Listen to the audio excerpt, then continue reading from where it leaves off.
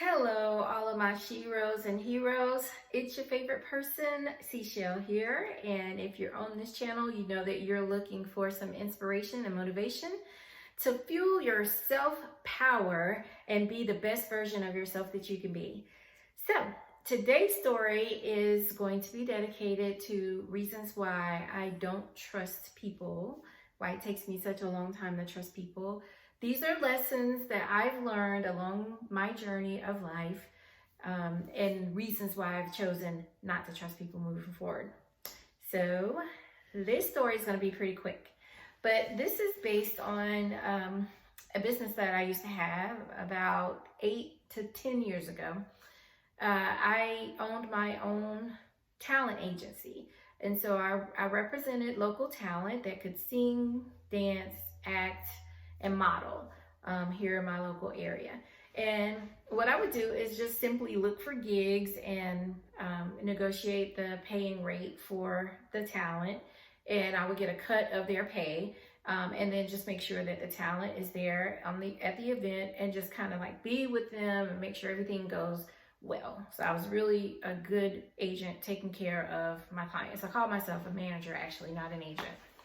And so I would really manage everything needed to make sure that they were taken care of for their gigs and make sure that the pay and stuff was received. So this particular story deals with the time that I represented a band. It was a two-man band, and they were already pretty well established by the time they hired me onto their team as a manager. And this team or this group, the R&B group, they could really sing, and they were actually definitely in demand. So they needed more than one manager. So the way it worked, it was two singers. One already had a manager, and the other singer didn't really have a manager of his own. So that's when I was hired to kind of help fill in those roles. So the other manager had already booked a gig. It was a really good gig for them to sing at a private event. And it was a very well-attended private event. It was a really big party. And it was very good pay. It was awesome. So I went to the gig just like I normally do with any of my talent when I'm representing them, just to make sure everything was great and set up and all the needs were fulfilled. So when I get there, the party starts. I notice as the night goes on that the females are acting strange.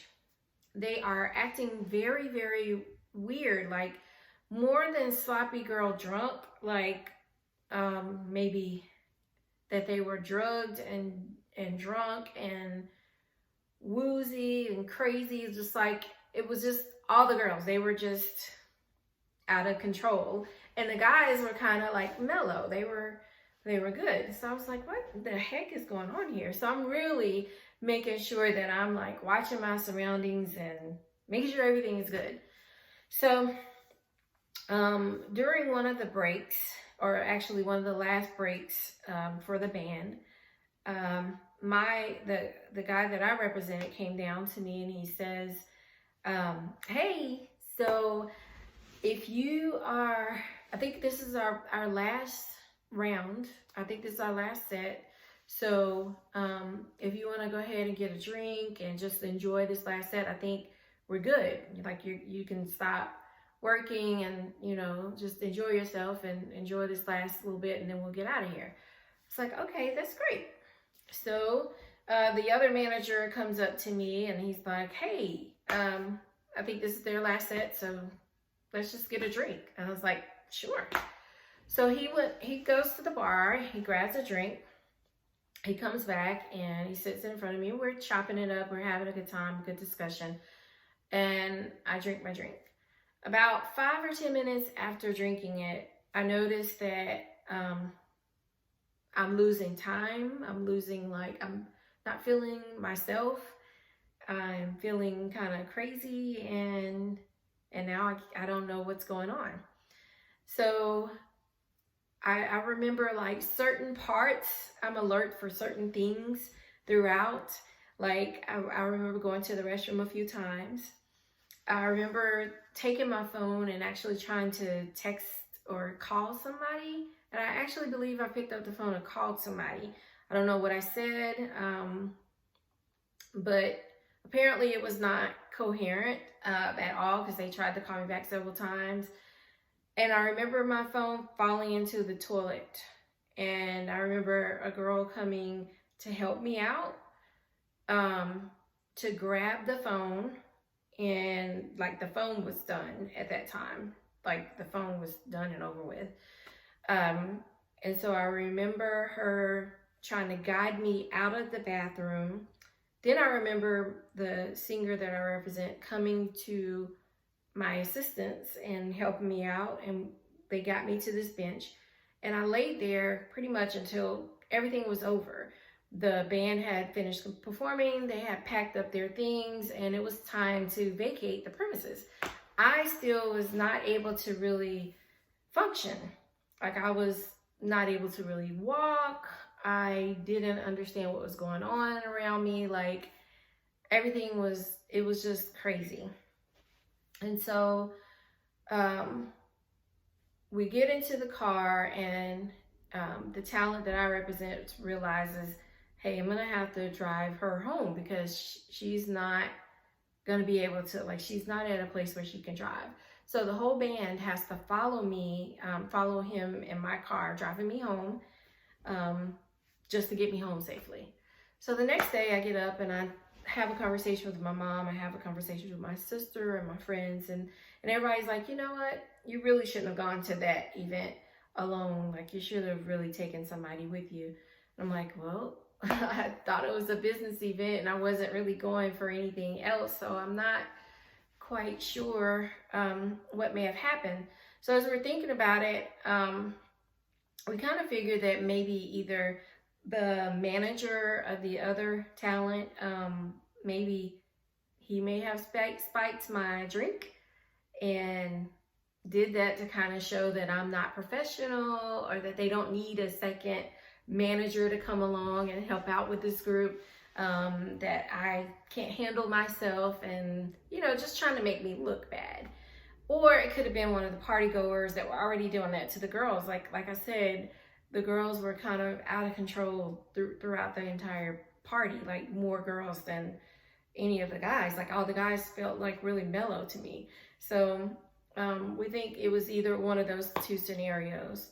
And what I learned from that situation is that now when I go out anywhere, if anybody offers to buy me a drink, I don't care who you are, you're not going to get my drink. I'm going to get my drink for myself. That's point number one. The second thing that I learned is that even if I get my own drink and I sit it on a table and I actually have to walk away and go use the restroom or something like that, that drink is good as done. I'm not going to put anything, I'm not going to take any other drinks unless I have watched that drink the whole entire time, because it's so easy to slip something into someone's drink.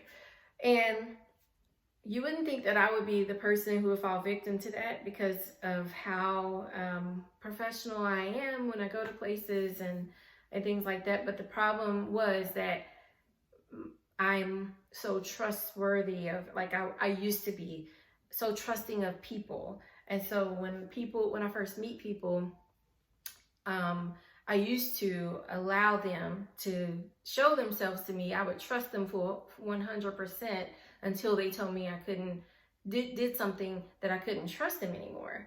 So now I don't do it anymore. Now it's like, you don't get any trust from me until you earn my trust. Like, I hate having to be that way, but that's what life has taught me along my journey, which is why I'm sharing these things with you. I'm not going to put myself back in a situation anymore where I have a drink that's unattended and somebody could easily come in and spike it and do whatever is necessary. So I think, or what's not necessary, just doing something out of spite or doing things recklessly. We have to be very careful as females and like really, really watch our surroundings. And And now my motto is you can't be trusted. Nobody can be trusted until you prove that you're trustworthy. I hate being that way now, but like these situations and circumstances that I've been in have really changed my perception of people and how I allow people into my life. And so, yeah, that really did happen. I hate to say that it did happen to me, but it happened, and it won't happen again.